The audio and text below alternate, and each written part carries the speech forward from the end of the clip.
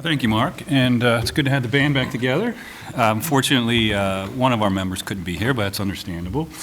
And so in our inaugural meeting in Hungary back in November, the one thing we all agreed that we shared the most in common was the asylum issue, or, be more specific, the abuse of our asylum systems and the need for reform.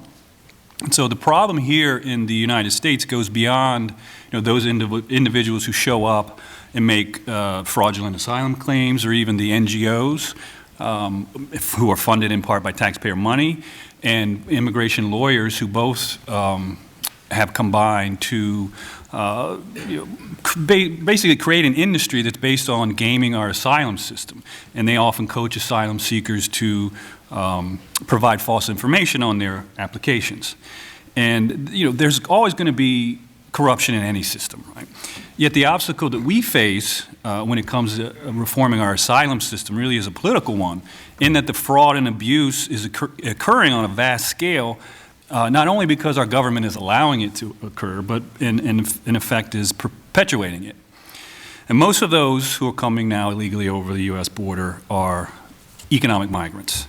Many aren't even claiming asylum or even making credible fear claims to begin the asylum process, because the Biden administration is releasing most everyone, letting most everyone in. Bill Maloogian of Fox News reported just this past Monday that 3 different sources from a meeting with Secretary Mayorkas, who he had with the Border Patrol, told Maloogian that Secretary Mayorkas admitted that more than 85% of inadmissible aliens encountered at the border are being released into the United States.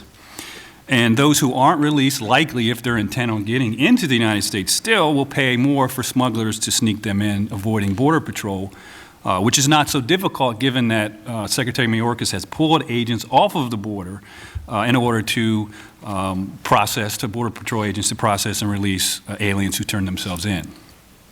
Publicly, Mayorkas said on Monday that those who are released are put into immigration enforcement proceedings, these are his words, where they can make asylum claims under laws that Congress has passed, and if their claim doesn't succeed, they are removed. Now, we know this isn't true. We can see it in the removal stats that DHS puts out, and we know that there are more than 6 million people on the immigration court dockets who are not detained, and which, under law, they must be detained. This is a law that Secretary Mayorkas conveniently ignores. And that 6.2 million numbers includes those who have final orders of removal.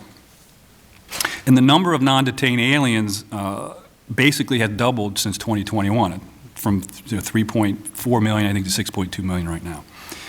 And that's even when we know that Border Patrol is releasing people into the United States without even issuing notices to appear in court, and the parole programs on top of that, the so-called new legal pathways for certain nationalities that the Biden administration has created, which is a blatant abuse of parole. Affirmative asylum claims have quadrupled since between fiscal year 21 and 22. Defensive claims have tripled. It's a total of about 500,000 new cases that were filed in fiscal year 22 from the previous year. There's already over 1 million asylum claims or asylum cases pending, and that's only going to grow, continuing to overwhelm the courts. According to Nolan Rappaport, who's a former immigration committee staffer, the average initial hearing for an asylum seeker is 4 years from the date of arrival. Now, how many people do you think are going to show up 4 years after they've crossed the border, especially if they have a frivolous asylum claim? And as more cases are filed, obviously that backlog is only going to grow. There's just simply no way to deal with the number of new cases, which I would offer is exactly the plan of the administration. Growing, too, are the costs of accommodating asylum seekers, diverting funds from providing services to legal residents. New York City is the prime example, but it's happening all over the country. And here's a point I want to emphasize today, that this administration, and certainly many in the media, and even those who are complaining about the migrant crisis, like New York City Mayor Adams, they're pointing to the fact that illegal border crossers, inadmissible aliens, do have the right under U.S. law to claim asylum. And this is true. But that doesn't mean that most have legitimate claims to asylum. We've seen over the years that the opposite is true, and that continues to be true now. CIS's own Andrew Arthur has said, people aren't necessarily coming to apply for asylum, as much as to access that asylum adjudication process. And that is also true. And I would just add and tweak that a bit to say it's really our own government which is using the asylum system to justify letting almost everyone in through the back door. The border crisis is not the result of incompetence. It's due to deliberate and willful decision-making by those who are ultimately making the decisions in the White House. There's an impeachment inquiry going on right now in the House for Secretary Mayorkas. And yes, government officials need to be held to account, but removing Mayorkas isn't ultimately going to fix the problem. Congress needs to reassert its plenary power over immigration. It's the absolute authority that it has over immigration law, determining who comes into the country, who may enter, and who may remain in the United States. You know, this administration clearly needs more oversight, and Congress needs to strengthen certain statutes to prevent abuse by the executive branch, and these abuses aren't limited to this president. It's just we've never seen such outright contempt for our immigration laws before. But beyond that, Congress needs to come up with a new overall approach to asylum law, because the current rubric is not adequate to deal with what we're facing and will continue to face in the future. Even an administration which is committed to enforcing the law as it's written is going to run into headwinds in securing the border because Congress has allowed federal judges to step in and legislate from the bench. The Flores settlement is a very good example of that. Now, what Congress has in front of it right now is the opportunity to take back control of immigration policy, and it's an interesting dynamic that we're seeing. The Biden administration is committed clearly to immigration policies that are unpopular, even among some of its stalwart base voters. We see pushback from Democratic politicians. New York City, Chicago, and Arizona, the Democratic governor has complained about what's going on at the border there. Pennsylvania Senator Fetterman has been very vocal speaking out, saying there is a border crisis and we need to address it. You know, in making the case that we need to send tens of billions of dollars to Ukraine and Israel as part, you know, in part to secure their borders, remains a political challenge for this administration. At the same time, we have a Republican Party who is in a majority in the House, a narrow, fractious majority, but one that seems to have coalesced around Speaker Johnson's position that there will be no funding for the government, the federal government, without border security, genuine border security. And it may very well come down to their colleagues, their Republican colleagues in the Senate, whether or not they're willing to stand with the House to demand border security, or if they're more interested in cutting a deal in order to say that they came together to cut a deal to keep the government open. Now, I don't know what the answer is to how all this is going to play out. We'll find that out soon enough. But what I can tell you is what the House GOP is asking for when it comes to asylum reform and what should be a part of any legislative deal. That's H.R. 2, the Secure the Border Act, which passed the House back in May 2023, and was introduced in the Senate by Senator Cruz, and now it has, I believe, 31 co-sponsors in the Senate. That's what Speaker Johnson is saying must be included in any funding deal. H.R. 2 would go a long way towards reforming the asylum system.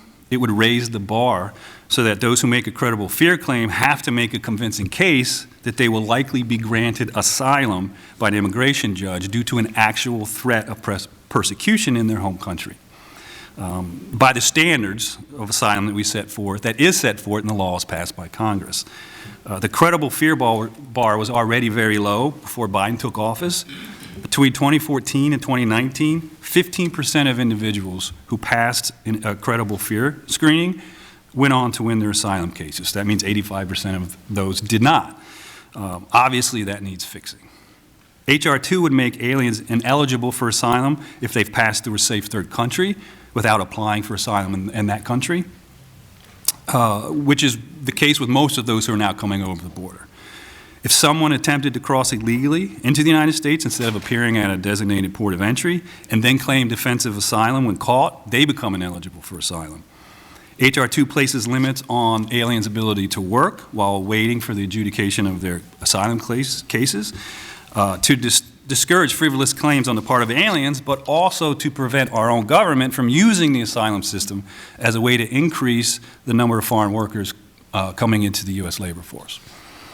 Maybe the most important change would be the requirement that DHS has to either detain asylum petitioners in the United States or have them wait south of the border while their case is being decided. That would make remain in Mexico permanent in law, and that was very effective, as we saw, under the Trump administration in preventing illegal immigration. Those who are coming and claiming asylum aren't going to come to the U.S. border and attempt to get in if they know they have to wait it out in Mexico, unless they are actually in genuine need of asylum. The abuse of parole authority will also be curtailed by H.R. 2, and that's not part of asylum law, but the same justification for the reason why the Biden administration is using parole is the same one. It's under the humanitarian umbrella argument, right? That these people have to be paroled in because they're fleeing persecution or poverty or whatever the reasoning is. And shutting off parole, or the abuse of parole authority, will close an outlet that surely would be used to channel asylum seekers into the U.S. if left open. E-Verify would become mandatory for all employers under H.R. 2, and more funding for Border Patrol agents to actually patrol the border and apprehend illegal border crossings will be included, with money for expanded detention space. The simple logic is that inadmissible aliens aren't going to continue to show up at the border once they realize they won't be released into the United States. The border crisis isn't about logistics or circumstances that are beyond our control. It's about a lack of political will among those in charge who don't want to stop the flow of illegal immigration. Now, obviously, it's a great challenge facing Speaker Johnson, but the Democrats have effectively used the power of the purse when they've controlled the House in a divided government. It's about, we're not talking about capital gains tax rates here, right? As important as that may be. What we're talking about is national security, public safety, fiscal responsibility, the protection of American workers. This is about affirming our national sovereignty. Will the president be put in a position where he has to defend shutting down the government in order to keep the border open? Is that a political fight he can win? We shall see.